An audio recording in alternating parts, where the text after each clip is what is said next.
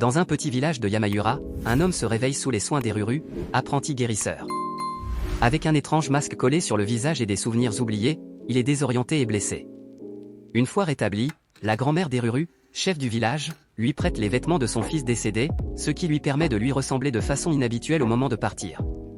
Avec l'aide d'Eruru, il explore, curieux de voir que les autres sont différents de lui et qu'ils ont des traits d'animaux. Impulsivement, il touche la queue d'Eruru, ce qui la fait rougir et le met dans l'embarras. Les deux Metajali Taeora et sa femme se renseignent sur le village et le récent tremblement de terre auquel il a été confronté. Pendant la pause, Nuani, l'ami d'enfance d'Eruru et fils du frère cadet du roi, fait sa tournée pour récolter le lourd tribut annuel. Il est devenu odieux et parle souvent en mal de sa ville natale, Yamaura. Lorsqu'il aperçoit Eruru, il la force à l'accompagner, en essayant de la séduire par le luxe. Cependant, l'homme la protège, déclarant qu'elle est de la famille et provoquant la jalousie de Niu Wang. Chez ses amis, à East Smash, se trouve l'un des sanctuaires sacrés de la forêt, éveillant, le gardien de la forêt, Mutakapa. Chez Eruru, l'homme n'a toujours pas retrouvé ses souvenirs et sent l'étrange chaleur le rendre malade à nouveau. À leur insu, le Mutakapa se déchaîne à l'extérieur. L'insouciance de Nuani a conduit le village au chaos. Même après avoir réparé le sanctuaire, le Mutakapa continue d'attaquer, tuant des villageois innocents. Refusant de rester les bras croisés, l'homme se précipite vers la bête, suivi par Eruru en larmes. Par chance, ils sont sauvés car la bête recule une fois la pluie tombée. De retour chez les chefs, le village se lamente. L'homme entre, révélant que la bête répugne à être mouillée et se porte volontaire pour la vaincre. Le lendemain, avec Tearo et les villageois, il attire la Mutakapa dans un piège rempli d'eau. En la tuant, le groupe, sous sa direction et grâce à son plan, rétablit la paix et revient victorieux. De façon surprenante, il trouve une Eruru erratique à la recherche de sa petite sœur disparue, Aruru.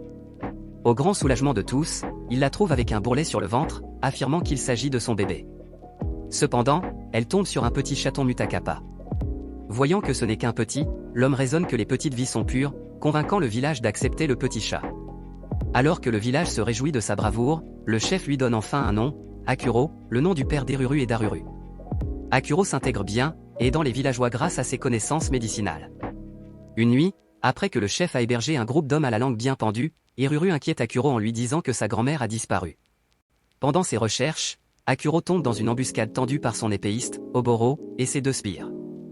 Alors qu'il a l'intention de le tuer, grand-mère se présente rarement. Elle informe Akuro qu'elle est partie de son plein gré pour aider la sœur d'Oboro, Yuzua, dans son village secret. Aux grandes dames d'Oboro, le chef emmène Akuro et arrive au village pour s'occuper de Yuzua. Une pauvre petite fille aveugle et malade.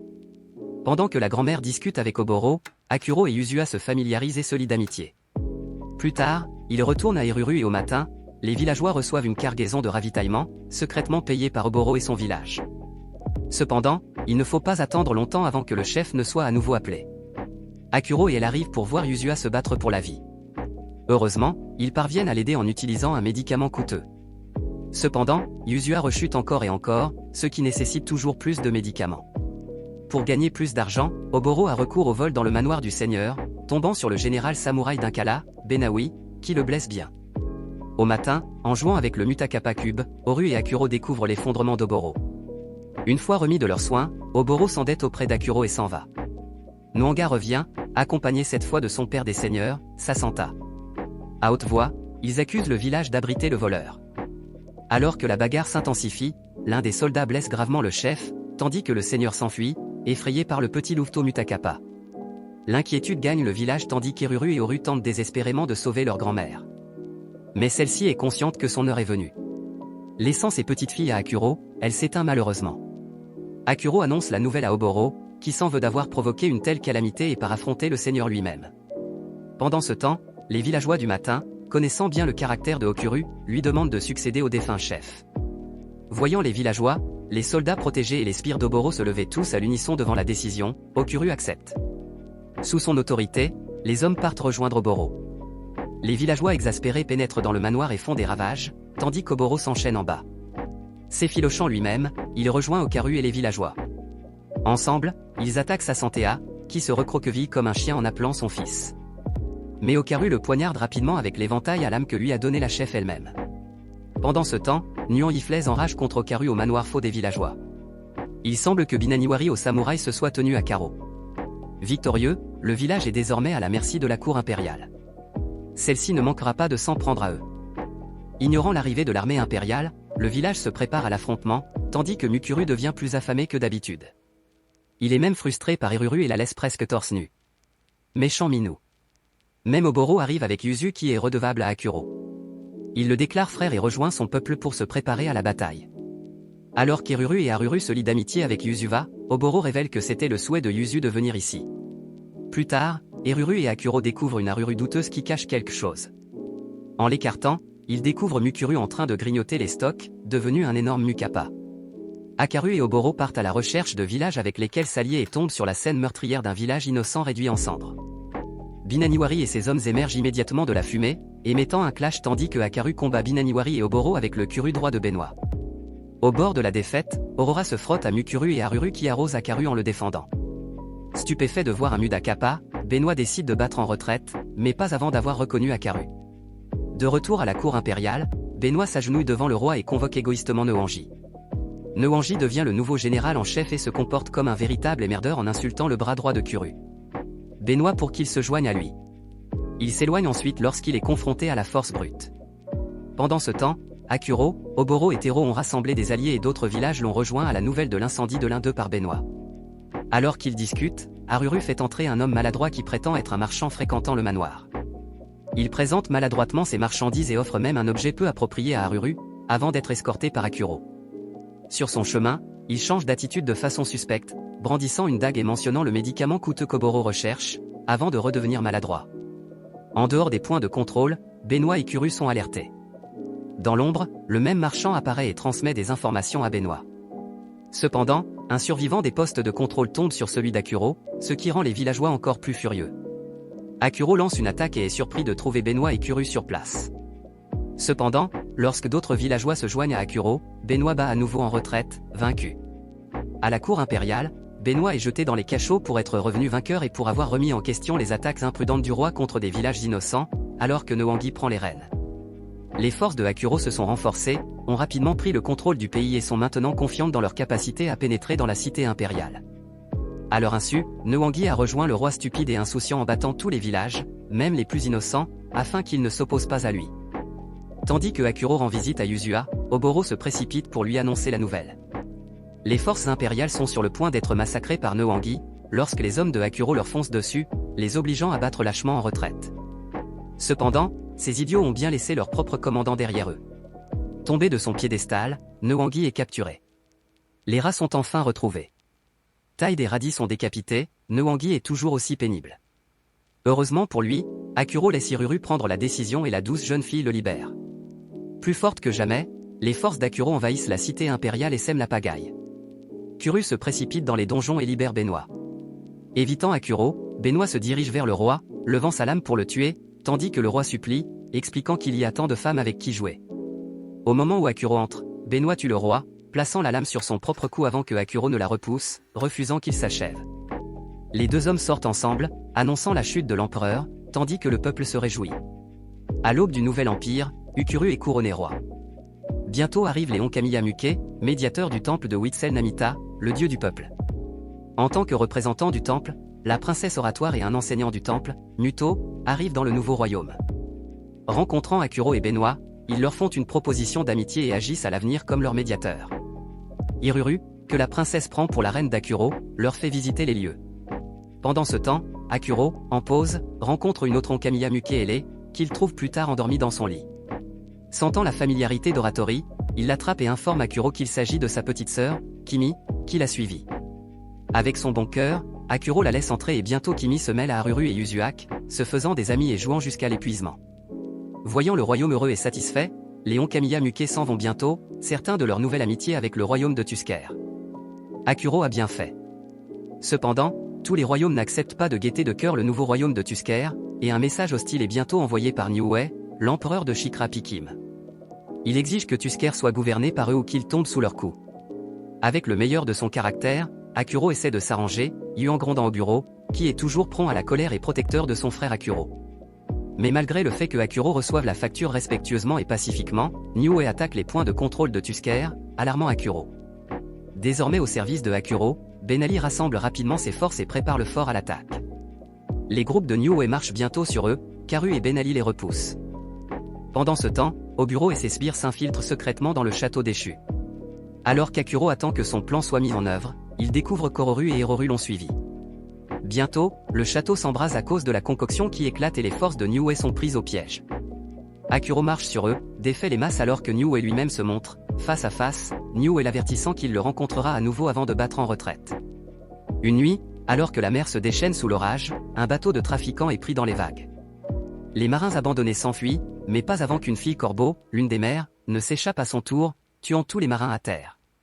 Lorsque les forces d'Akuro arrivent, elle découvre le carnage et la jeune fille qui s'est effondrée.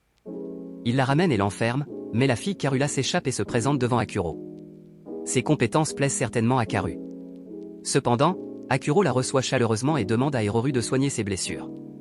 Très intelligente, Karula décode facilement l'amour d'Hiroru pour Akuro, ce qui lui fait rougir le sang. À la demande d'Hiroru, Karula est autorisée à sortir et s'adapte plutôt bien, évitant les avances ratées de Karula, buvant effrontément du saké en plein jour et se liant d'amitié avec Oratori elle-même. Pour ses compétences, Akuro décide de lui donner le commandement, mais pas avant que Benoué ne l'ait évalué. Alors que les soldats se rassemblent et que les deux s'affrontent, Karula n'est pas un adversaire facile, mais Benoué est toujours un samouraï reconnu et sort victorieux de l'affrontement. Sauf que Karula commande son arme, une épée extrêmement massive qui fait transpirer Karula, mais la femme gobelin la soulève facilement, laissant tout le monde abasourdi. Karula a enfin trouvé un endroit où se libérer de ses chaînes. Avec la menace d'une nouvelle voie d'attaque à tout moment, Akuro cherche des alliances avec d'autres pays, en demandant à Oratori d'agir en tant que médiateur. Lors d'une réunion officielle pour sceller l'alliance, un Teoro exaspéré entre, appelant Akuro et criant que Yamayura est attaqué.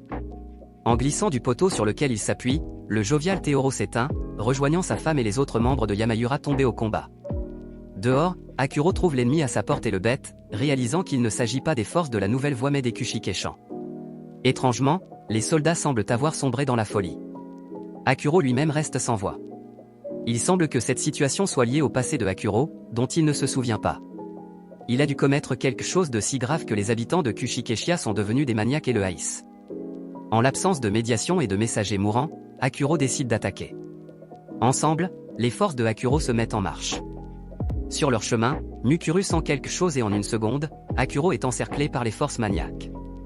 Un étrange Tuka cruel et un homme prétendant être le beau-frère d'Akuro cherchent à le tuer. Il l'appelle Rakshan. L'homme, leur Orikan.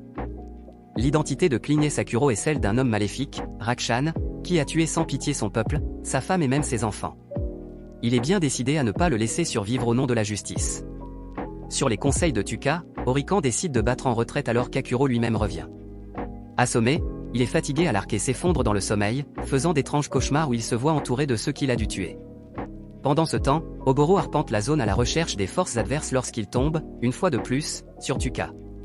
Mais elle est seule et il se bat en solitaire pour perdre. Sur le chemin du retour, Tuka lui fait comprendre que la justice l'emportera. Rassemblant sa volonté, Akuro marche à nouveau vers l'ennemi avec ses troupes, qui se dirigent vers un pont intégral utilisé par eux. À l'embouchure de celui-ci, ils rencontrent Tuka, mais parviennent à la maîtriser jusqu'à ce qu'elle se retrouve seule. Bien que Akuro lui demande des explications, elle maintient qu'il est un homme mauvais. Son comportement implacable amène Kurula à la combattre et à trancher le pont tandis que Tuka s'effondre dans le fossé avec elle. Cependant, la situation est trop intense pour le pauvre Akuro, et il tombe en transe, se demandant qui il est vraiment. Eruru est inquiète, voyant l'homme qu'elle connaît pour être désintéressé et courageux, doutant de son passé inconnu. Comme la nouvelle du seigneur Orikape et Tuka, un événement appelé le guerrier de la justice, fait le tour, les gens de Akuro deviennent mal à l'aise, se demandant s'il est un homme bon. Akuro est immensément démoralisé, ce qui pousse Kurula à pousser Eruru à profiter de la situation et à consoler l'homme triste d'amour. Cependant, sans motif, Eruru étreint Akuro, l'apaisant et lui assurant qu'il sera toujours soutenu et aimé par elle en tant que Akuro et jamais en tant que Rakshed. Se sentant un peu mieux, Akuro passe du temps à batifoler avec Ororu Mukuru et Eruru, mais cela ne dure pas longtemps. Les forces de Akuro se rassemblent et partent bientôt affronter les Kashiketchen. En entrant sur le champ de bataille, les forces de Akuro se heurtent une fois de plus à l'ennemi. Sur un motif, Akuro se retire, laissant Orika et Tuka le suivre. Une fois seul, Orika nous prépare à le tuer, mais Akuro l'écrase au sol en exigeant qu'on lui raconte son passé. Tombé à terre, Orika lui reproche d'être mauvais et Akuro commence à se sentir instable, son corps s'échauffant. En voyant Akuro s'échauffer, Orika change de comportement et devient terrifié. Avant que Kakuro ne puisse réagir et qu'Eruru ne vole à travers Orika, il le tue sur le champ. C'est Nua. Le Kakling Nua appelle Akuro, disant qu'il a délibérément agité les Kashiketchen contre lui avant de s'enfuir. Bien qu'il revienne sain et sauf avec ses troupes, Nua se prépare à de nombreux méfaits. Nua a lancé des attaques sur les villages de Tusker à gauche et à droite, faisant de son mieux pour inciter les gens à agir. Oboro et Kuru sont clairement irrités. Cependant, Akuro a été surpris par les manigances de Nua et choisi de renforcer la défense de la frontière au lieu d'envahir Shikrip Kim. Ernest Lee, Eruko demande à Oboro et aux autres de faire confiance au plan de Nua. D'un autre côté, Groteli attend que Akuro se transforme en sa vraie bête. Il veut l'acquérir. Avec des frontières efficacement défendues, Nua décide d'avancer de manière offensive. Il rassemble ses troupes d'élite et plus encore. Avec eux, il se dirige vers Tusker, brûlant et tuant tous les villages et les innocents qu'il rencontre. Impitoyable et sans remords, face au chaos grandissant, Extrême décide d'un plan très risqué. Permettre aux forces de Nua d'entrer dans Tusker, jusqu'à ce que Shikrip Kim soit vidé de ses choux, puis envahir le château de Shikrip Kim et prendre la tête de Nua. Pendant qu'ils se battent, Tuku les rejoint, ce qui est surprenant.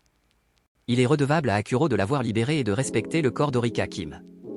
Ensemble, les forces de Akuro repoussent une fois de plus l'ennemi jusqu'aux frontières. Après avoir perdu des milliers de vies innocentes, Akuro décide de laisser les troupes sous Ben Ali et d'envahir Shikrip Kim pour tuer Nua lui-même. À la frontière, une armée massive de Shikrip Kim attend et Ben Ali compte désespérément sur Akuro. Pendant ce temps, Akuro pénètre dans le château de Nua, avec Karula, qui fait preuve d'arrogance, et manipule les 3 guerriers d'élite de Nua, Tuku et Eroru, qui avancent à l'intérieur du château. À l'intérieur du château, Nua dévoile son atout, les hommes en armure se transforment en zombies comme des maniaques. En s'attaquant à Nua, il révèle que ce sont des soldats d'élite de ces invasions qui se transforment en maniaques en déclenchant une bête en eux. Cependant, la bête qu'il souhaite le plus acquérir est Akuro. Alors que Karula entre en scène pour apporter le renfort nécessaire, Akuro et Eroru se lancent à la poursuite de Nua. Cependant, le fou Nua met le feu à son propre pays, brûlant son propre peuple pour empêcher Akuro de s'échapper. Voyant la folie de Nua, la bête entre en éruption. Enragé, il s'en prend à Nua seul, alors que le roi mental semble presque baver à l'idée de voir sa bête percer. Poussé au bord du gouffre, il se transforme en un être disgracieux, déchiquetant Nua en fils de chair. Il est frappé par le site de son propre travail. La pluie tombe à verse tandis qu'Akuro sort victorieux parmi les corps de la saison. Tusker a encore gagné, mais à quel prix? Qu'est-ce qui ne s'est pas réveillé? La guerre et ses horreurs s'estompent tandis que le pays commence à se reconstruire. Akuro envoie même de l'aide pour établir le gouvernement à Kushikeksha. Pour son geste, Tuku est devenu l'un des fidèles camarades de Akuro. La paix permet à nouveau aux enfants de jouer en toute insouciance. Bien sûr, Eroru et Makuru se joignent maintenant à l'espiègle Karula pour reprendre leur pillage des réserves de nourriture. Mais ils ne sont pas encore pris en flagrant délit. Au milieu du blizzard, Akuro souffre en silence. Les cauchemars de la fidèle guerre brûlante lui reviennent sans cesse, tandis que Nua se moque de la bête qu'il est. Lors d'une nuit d'insomnie, il croise une chimiste qui boit étrangement en permanence, incapable d'étancher sa soif. Il s'inquiète, mais Oritora s'empresse de l'emmener. Sans le savoir, il est observé par un homme étrange. Incapable de faire face à sa misère face aux événements de Shikaro Pejim et de prendre une décision pour les survivants, Akuro retourne aux ruines. Alors qu'ils se morfondent, Eroru lui redonne espoir pour le lendemain.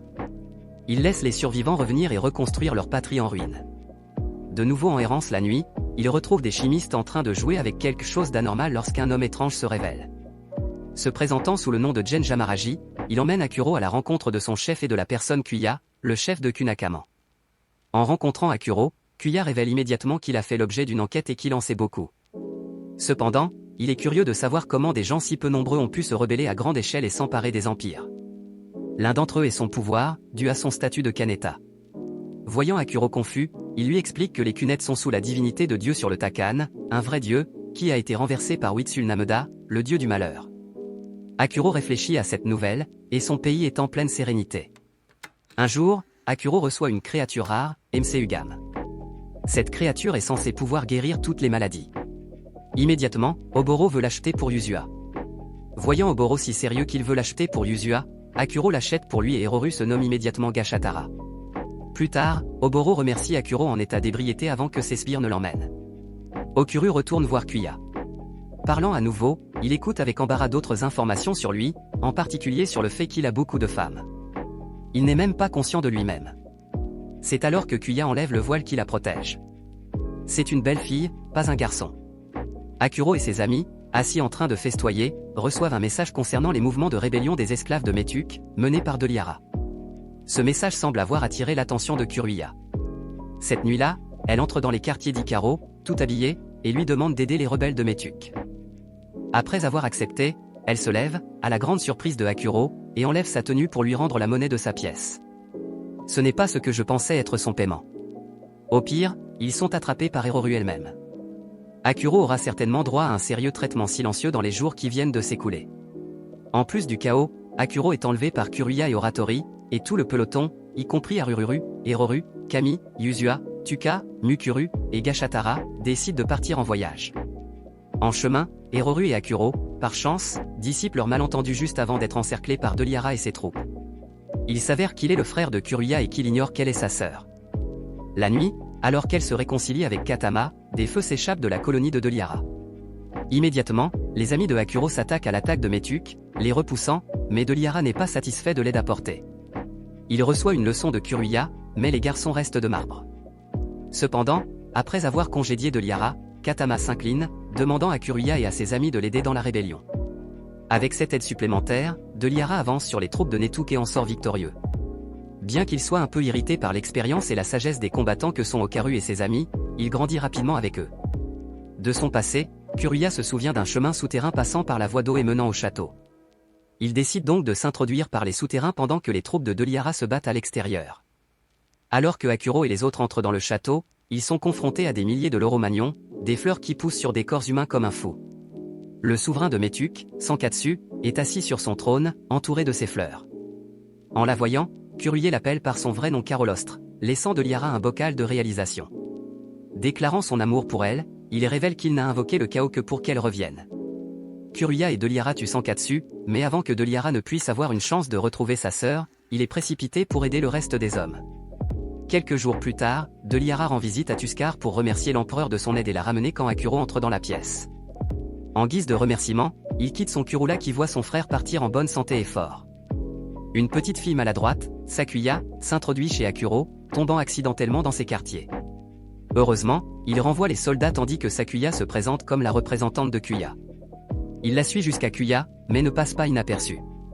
Se faufilant derrière un arbre, elle l'observe et entend accidentellement les cris de Kuya, suggérant à Akuro de quitter son pays, et se fait prendre.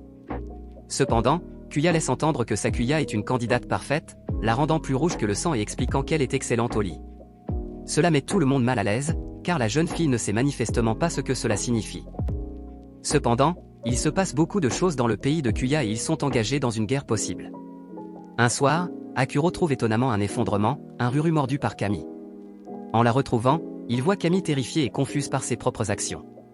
Cependant, Ruru étant un bon ami, il ne l'abandonne jamais. Pendant ce temps, la situation au Quinquamune s'intensifie. En effet, la Quinquamune abrite d'effrayants robots massifs capables d'éliminer les troupes d'un seul coup. Akuro se retrouve dans une situation délicate lorsqu'Elimio lui demande de servir de médiateur entre eux et la Quinquamune, en expliquant qu'il n'avait pas l'intention de l'attaquer. Malgré la médiation oratoire de Akuro, Quinquamune la rejette, mettant en avant leur dieu blasphématoire, Uetsu-Numida, et continue d'attaquer Elimio. Il s'avère que ce n'est pas Kuya qui donne l'ordre impitoyable d'envahir et de tuer le pays d'Elimio, mais un troublant compagnon de Yonka. Un peu troublé, Kuya tend la main à Akuro, en bon ami. Il lui dit sincèrement d'aller chercher les conseils dont elle a besoin auprès de ceux qu'elle aime, comme Sakuya et Janjumaru, de la même façon qu'il va chercher les siens auprès d'un Ruru. Bien que Kuya revienne déterminée, d'autres États commencent à attaquer Quinquamune sous l'effet d'un stress immense. Elle tombe finalement sous la manipulation de Yonka, qui ordonne un bain de sang à travers les pays. Les robots de Quinquamune commencent à piétiner les empires les uns après les autres, allant même jusqu'à détruire l'empire d'Ankamiyamuke, où ils sont aidés par un homme étrange, D. Bientôt, Quinquamune marche également vers la porte d'Akuro. Inquiet pour son peuple, Akuro vide la capitale tandis qu'Obro, Benali, Kuroes, Karula et d'autres attendent que les redoutables bots se montrent et Tusker. Les bots de Quinquamune arrivent devant la force d'Akuro et font des ravages. Les conditions au front étant en chute libre, Akuro retourne lui-même à la situation sans main. Il apparaît devant le Yonka, qui se réjouit maniaquement à sa vue. Tentant de l'éloigner, Akuro bat en retraite, mais le Yonka le rattrape et l'attaque. Avant que Yonka ne puisse le blesser, Aruru et Mukaru apparaissent soudainement. Les événements prennent une tournure désastreuse lorsque Yonka frappe brutalement Aruru à mort. Sa vue suffit à faire trembler Akuro qui, dévasté, la serre contre lui tandis que Yonka le piétine sans ménagement. Le tout sous les yeux d'un Haru horrifié qui cherchait Aruro. Sans le savoir, Yonka a déclenché quelque chose de bien plus redoutable que les robots. Du miasme noir jaillit de sous lui, ses bottes se froissent comme du pain et une énorme créature en sort. Elle épingle le boat de Yonka et fait éclater sa tête comme une bulle, tandis que Yonka tombe en pleurant pour sa maman. Akuro se réveille dans ses quartiers en faisant un autre de ses cauchemars et, à l'entrée d'Aruro, il demande avec inquiétude où elle se trouve et la trouve en train de jouer dehors. Un homme étrange, D, voit les événements se dérouler avec Kuya, perdu dans la poursuite de la guerre. Il semble planifier le chaos à venir, et Janjumaru en est conscient. Pendant ce temps, Akuro ne comprend pas ce qui lui est arrivé et comment Aruro est encore en vie. Il a des visions d'un laboratoire où il voit grandir un sujet d'expérience ressemblant à Aruro, mais nommé Mikoto, et un homme avec une masse similaire à la sienne, nommé Akuro également. Janjumaru ne tarde pas à trébucher, à demander de l'aider à s'allonger avec Akuro. Avec lui à ses côtés, Akuro décide de sauver d'abord le grand prêtre, l'oratoire et le père de Kimu. Une nuit, alors qu'Aruro soigne les blessures d'Akuro, il lui rappelle la première fois qu'elle l'a soigné, lui demandant d'être toujours à ses côtés. Cela la rend silencieuse, elle détient un secret inavoué et pourrait avoir conclu un pacte avec la créature en laquelle Akuro s'est transformé pour sauver la vie d'Aruro. Cependant, Oratori, en tant que prêtresse, sait tout et lui dit honnêtement de vivre comme elle est.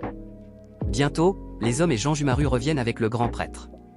Devenu grand prêtre, Oratori sert de médiateur et rassemble les enfants de Witsul Nemita pour les aider à lutter contre les Bloods de Kinkumin. Cette fois, Akuro marche avec ses troupes vers Kinkumin, vainquant les bots grâce au conseil de Janjumaru. Pendant le combat, Akuro et Janjumaru sont étrangement téléportés à l'intérieur du château et devant Kuya, qui est toujours en train de faire des siennes, mais après un affrontement de force brute, Akuro parvient à la calmer. Kuya tombé, le mystérieux homme D se présente enfin avec ses deux sbires, dont le Yonka enragé. L'oratoire le reconnaît immédiatement, il s'agit d'un collègue philosophe, Ankamiya Muke, qui avait disparu. D confronte Janjumaru pour avoir défié son pacte, qui a réalisé qu'Eruru détient également un pacte similaire, ce qui rend tout le monde confus quant à ce dont il parle. Alors que la situation s'intensifie, Oratori téléporte tout le monde en sécurité et la bête d'Akuro commence à nouveau à pulser. Il se transforme en masse et fait pisser le pauvre Yonka dans son pantalon, l'abattant pour de bon. Alors qu'Akuro se bat, Kinkuma apparaît derrière un poteau et demande à D d'arrêter, mais l'homme invoque une certaine Mutsumi, sa fille, et Kimin se transforme en une autre fille, attaquant Akuro de plein fouet. Voyant la situation, Janjumaru se sacrifie, ce qui pousse D à se retirer et à quitter la terre et les flammes tandis qu'Akuro, redevenu normal, emporte Kuya blessé. Finalement, l'orateur explique la confusion à Akuro, précisant qu'un esprit de l'ancêtre Ankamiya Muke se réincarne souvent dans leur corps, cette fois-ci des Kimu, afin qu'ils puissent être avec le dieu auprès de Salnamita. D lui-même se trouve être avec Salnamita, et la bête à l'intérieur de Akuro est une autre manifestation de ce que Salnamita. Sentant qu'il ne sera plus là dans cette guerre, Akuro demande à Oburo de lui succéder si quelque chose devait arriver et décide de partir seul pour ramener Kimu. Mais comment ses vrais amis pourraient-ils laisser leur chef bien-aimé partir seul ? Ensemble, ils marchent vers Ankamiya Muke sous la direction d'Oratora. Une fois entrés, ils tombent immédiatement dans une embuscade tendue par des blops attaquants sans relâche alors que Kimu, ou plutôt Mutsumi, les quitte. Akuro la suit, se retrouve dans une impasse et est frappé par une autre vision des laboratoires. Leur docteur, faisant référence au fait que Kuro est Tissément, lui permet de s'échapper avec Mikoto. Cependant, Aruru appelle Kimu, ce qui fait que Mutsumi s'effondre dans la lutte, et avant qu'il ne puisse arracher Kimu, il disparaît. Akuro se transforme en créature bestiale, annulant la meute avec Aruru pour sauver Aruru et les libérer en se transformant en The Himself. Les deux Zuns s'élancent dans le ciel, prêts à s'affronter, dans l'affrontement final entre les deux versions de Witsul Namida. Denis et Akuro s'affrontent de manière effrayante, se frappant l'un l'autre de plein fouet. Tout en s'affrontant, Denis tente sans relâche de justifier ses actes d'incitation à la guerre en disant qu'ils sont faits en faveur de ses enfants, les adeptes de Witsul Namida. Cependant, Akuro refuse d'accepter les effusions de sang éhonté. Bientôt, il se rend compte qu'ils sont tous deux issus du même corps du dieu Witsul Namida, et décide de se joindre à deux pour en finir avec lui. Alors que de charge, plantant son bras dans le torse de Akuro, ce dernier encaisse habilement le coup, commençant à fusionner avec le corps de deux, envoyant son bras armé vers son cou et décapitant la bête géante qu'est deux. Dans le golfe, dans une tornade de miasmes, Akuro est solitaire, rejoint par l'autre moitié de Witsul Namida, son moi bestial se tient devant Aruru et Aruru est le cri de la pauvre fille pour lui. Une fois Kimu de retour, il demande à Ortori de l'enfermer, souhaitant mettre fin à la mutilation. Ortori chante tandis que les amis d'Akuro chargent, tailladan, attaquant et assaillant la bête d'Akuro qui s'évanouit et est envoyée dans l'au-delà. Avant que l'âme d'Akuro ne s'en aille, il dit ces derniers mots à chacun de ses amis, en particulier à Aruru, qui lui avoue enfin son amour avant qu'il ne s'en aille, courant vers lui, elle engloutit Akuro, lui donnant leur premier et dernier baiser d'adieu. Akuro parti, Oburo reprend le trône de Tusker et le pays retrouve la paix.